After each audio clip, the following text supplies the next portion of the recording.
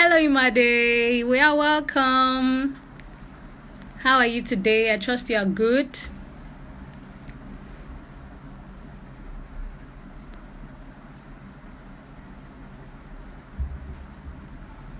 Hello, Shang. You're welcome.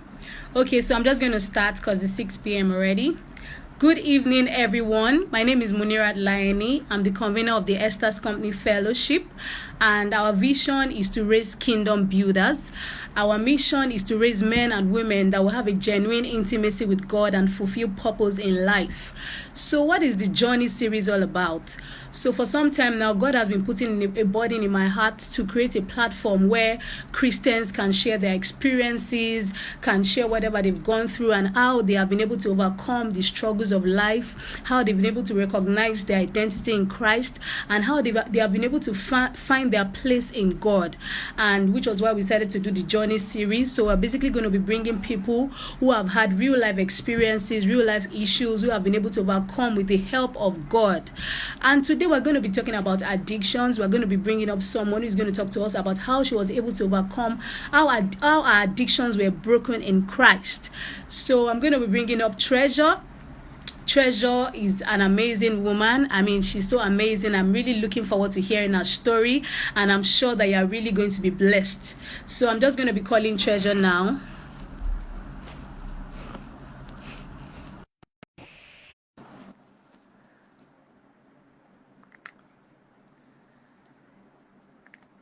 Please give us some minutes while she's trying to connect.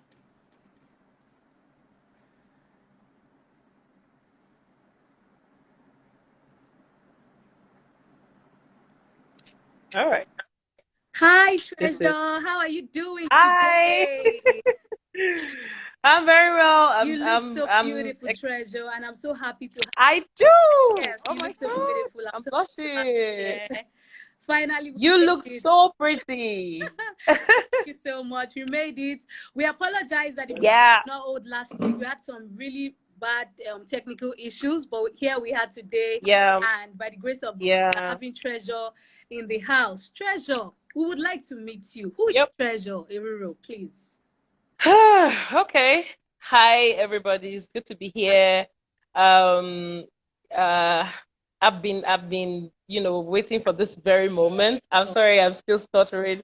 I had to like, you need to see my rush. I was running left, right, and center, trying to get in here. Hello, Ife Aina. Hi. Okay, so my name is Treasure TDK, and I'm from Delta State. I'm a spoken word poet and minister, and I actually work in a radio station. I don't want to say I'm, I work in a radio station. My One of my volunteers is looking right at me and just wondering what I'm saying. But I work in a radio station as an OAP and as admin as well. So that's pretty much, yeah, it. Except you ask any other thing. okay, good to meet you, Treasure. We're so proud of what you are doing. You are doing a great job, and we wish you all the Yeah, best in your endeavors. I have. Okay, Treasure, I'd like Thank to you. ask, can you tell us your background, like concerning your struggles, concerning how you overcame? Can you tell us the journey of how you were caught up with addiction? What led to the addiction? How did you go into it? Can you just tell us the journey of the story of your life as to how you struggled with addictions and how you're able to overcome it? Can you just give us like an introduction? Yeah, sure. So I grew up in the barracks. But that's like the first thing I like to say when I'm saying this because um you can't get the picture except you see. I mean, you have a glimpse of what the past looks like. So I grew up in the barracks. Father is a military man, and so if you know barrack life, I'm not talking about the cool part. I'm talking about the quarters itself, you know the Okay. ghetto in the barracks, right? And so we lived a life where children were, I mean, and in fact, those days, it's not like today that we um, put an eye out for our kids, especially from where I'm coming from, right? So in the barracks, you see children playing, we play together, hang out, go from quarters to quarters, plucking fruit, Okay. where that's the fun part. Um, playing games. Generally, that was just it. And then come back at night and just meet with your parents and all of that.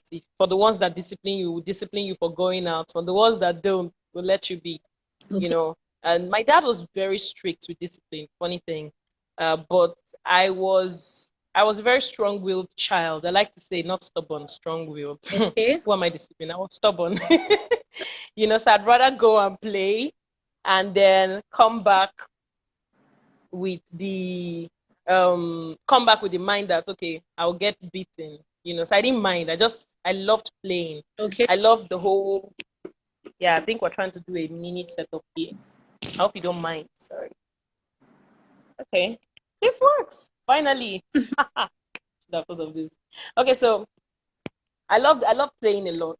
So going from place to place, going from one office quarters to another, building to another, all of that sort of exposed me to different people and to different things. Okay. So you can imagine walking around the barracks and looking for things to eat, going from one person's,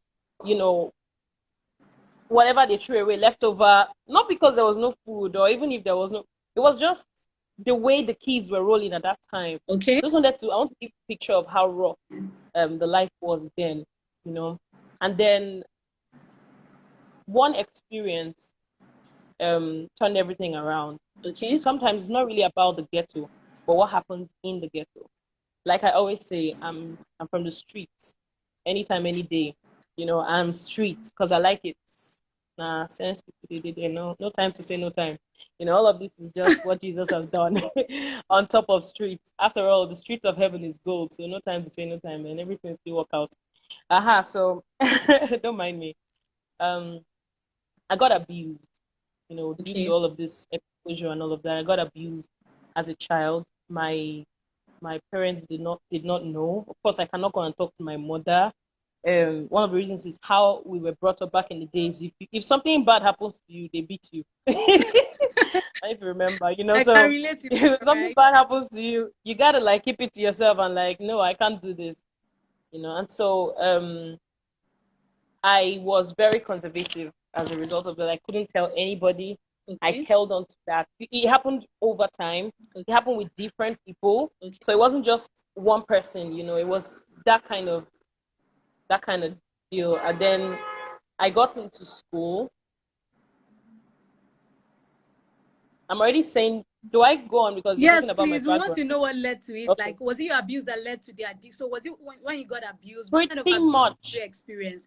Was it physical abuse? Was it sexual abuse? What kind of what sexual. abuse? Well, I won't call it molestation. I'll call it abuse. Okay. So it was sexual, and it wasn't. It was like I was a sex tool. It was almost like anytime anybody saw me as a child, I don't Okay. know. But it's not like I used to wear short skirt as a child, as a baby. But anytime I was seen as a child, it was almost like the next thing is they're already thinking in that direction and then they want to use me. So the likes of brothers in the block, those people we call brother so and so, Uncle. brother that used to buy uncle. But in my own case, it was brother. It was huge, big. This one I'll never forget. So he used to buy sweets for children, and he had this game in his house, and kids would come and play game, Super Mario. I remember fighting Mario. game. Yes. I think was it Cobra now? I can't remember, but fighting game, sha. Had all of those. And so children would drop by his place up there, and I was one of those kids. And I sort of had the thing for this kind of life, game life, bicycle riding, against tie rapper and play with the girls. I'd rather just go, with the boys. So I was always drawn towards that. And I went to the boys, and brother was there, and brother, carried me and sat me on his lap, like, okay, come on. It was pretty small. How old was I? I think I was 7 now. 7, or, yeah, 7. I think 7 and 8. He sat me on his lap and gave me the pad. So in a bit to show me how to play it, right? And the next thing I knew, like, no, I thought there was like maybe touchlight on in between his lap or something like that, or something like that was an obstruction, if you get my meaning. And I wasn't comfortable because I was sitting right on it, and he just felt like, can you take that thing off? Let me sit well. Clearly, he had a hard on. Oh Jesus! So I remember then he would He would, of course, get me naked and then try to find this, I don't know, whatever he was looking for, whether he kept his remote control there or something like that, but he would be, I'm actually saying this to make it, sound light, so it's easier for me to say as well. Okay, darling. But Fine. it wasn't funny, right? It's not pretty, Good thing I've forgiven and I've let go of all that kind of stuff. But that's what happened. So he would make use of my whatever and then play around with it. And while he's doing that, I'm uncomfortable. And then he says, no, press it like this. So he's distracting me with the game. Little did I know that was more important to him than, so he's dragging me to press it like this, or go like this. Super Mario is constantly failing, and he's giving me more chance because children are waiting. Say, brother, when I'll play, say, let them play. Something was going down there, and nobody knew. Even I did not know how intense it was. So sometimes then I'll leave the place feeling hurt down there, and I couldn't tell my mom. I just knew it was wrong, but I didn't know how bad or wrong it was. So I just kept quiet, like, maybe it's just one of those injuries when you go and play, sort of. That is just one of it. Then even from ladies, right? And from gatherings, children gathering. And then you see this auntie, the next thing she's saying is, come, let us go into that corner. So I'm telling you how severe it was. Not just one person. It was like the constant in my life. Wow. And so it sort of made me not like sex, as it were, right? The thought of it was irritating because it's like that's what everybody is talking about. Like, when can they just look at me and see me, right? That wasn't happening from childhood like that all the way, to the boys, my age grade, not just brothers, my age grade too. It was really weird, and I didn't have fine clothes. I promise you. Not like so my exposure to those sexual activities sort of, it woke me early. And I grew really early. So like from 8, I was already growing bursts.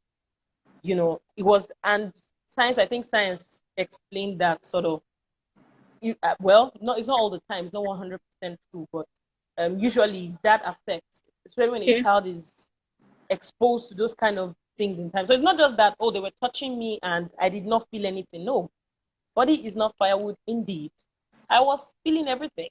Every bit of it. And so my senses were awoken. So the ones that I permitted because I trusted them, and they made me trust them. Oh Lord, they made me trust them. And they would brainwash me to thinking that was good and safe for me. Meanwhile, I mean, in a bit to say, if you tell anybody, they will make it stop. And that's how life is. If they make it stop, you have stopped enjoying, enjoyment, whatever. So all of that kept happening. And so I didn't tell anyone because I didn't want the good to be taken away. I grew up thinking that. By the time I was a teenager, I started learning a lot of things. I started discovering so many things that were wrong, outrightly wrong, that were both incest.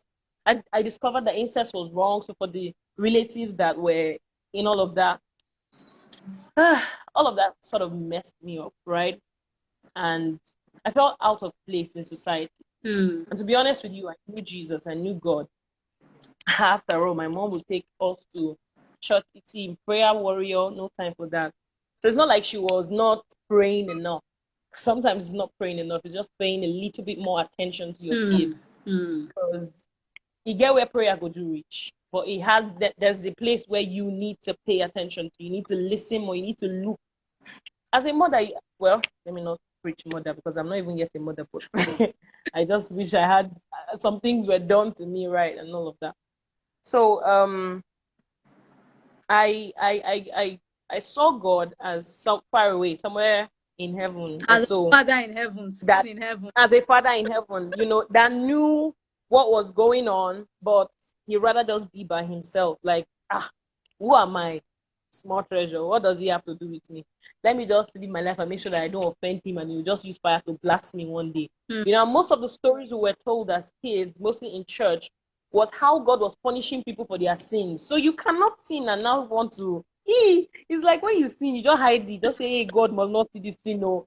As if he's not seen everything already, right?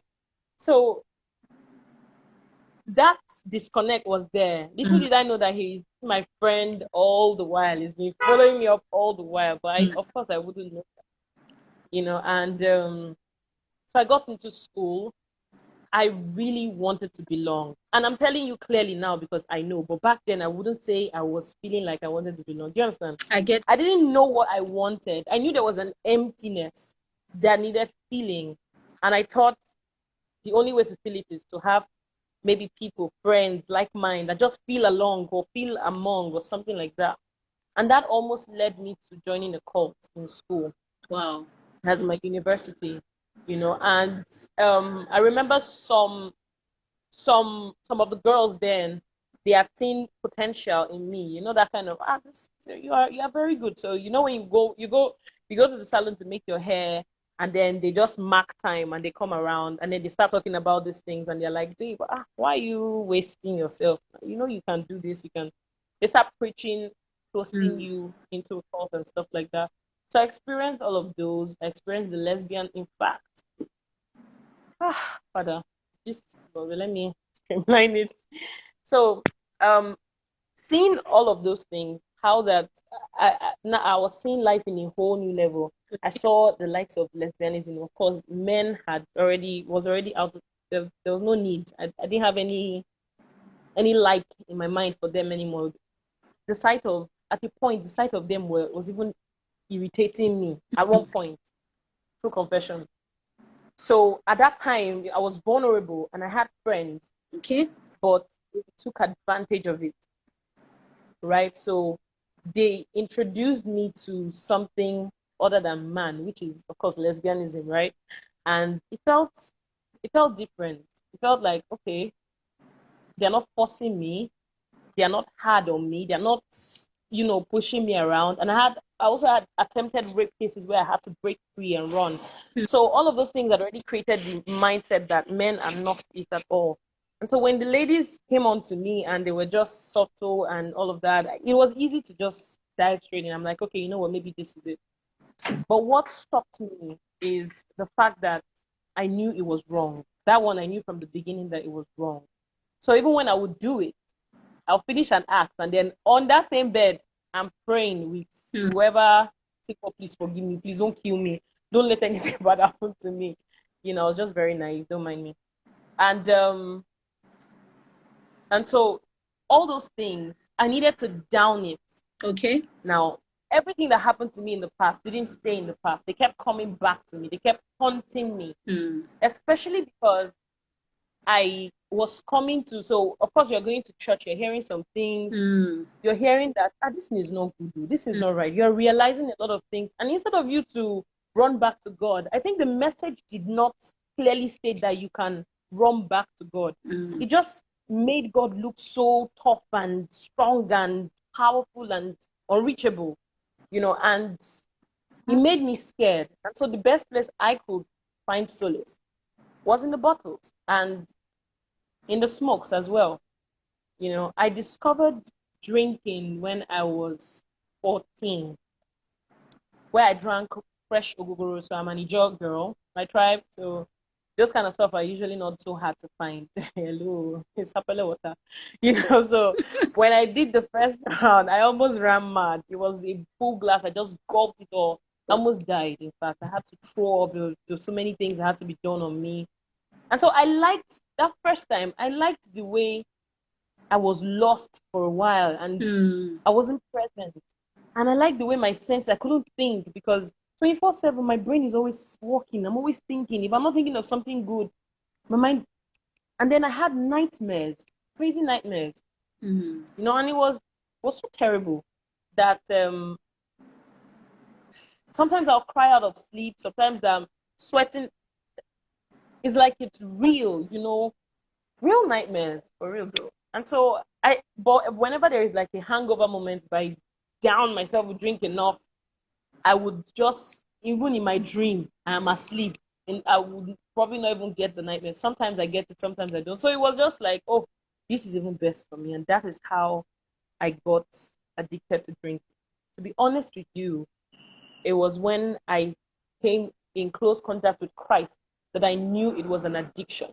But prior to this moment, oh Lord, I never thought it was an addiction. I didn't even see it as a problem.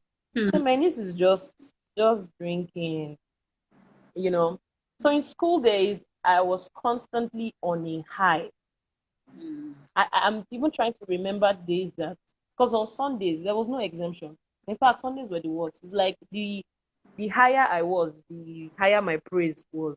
When I'm very high, it just start break. You would think that, oh, this girl is gone, and nobody knew because I was very good at keeping it. You can't tell when I'm not high because my character, the way I am, is the same way I am, or the same way I was when I was high. So you can't tell the difference, except you're very close to me and maybe you smell my mouth or something like that. So to lecture a room, I always had a bottle with me, the bottle of maybe mixed drink, right? I'll mix it in a regular bottle of soda, right? And so you see the bottle and you just think it is normal drink. And until you say, can I have a taste? And I'm like, no, you don't want to drink this one. Wow. Don't worry. I don't share, and I'm getting high on a steady. And it was cheap drink, right? But none of that filled the emptiness. None of it. None of it. Oh, shabosh. So this is why I wanted to keep the key on a high note because I don't want it to drop me. I don't want it to drop God. Spirit of God. So I kept at it until I found smoking. And then I started doing 2 packs of cigarettes a day. I would smoke, like, I don't know, my lips don't look like it because I'm wearing lipstick. I would smoke and smoke and pop. I could do the whole in the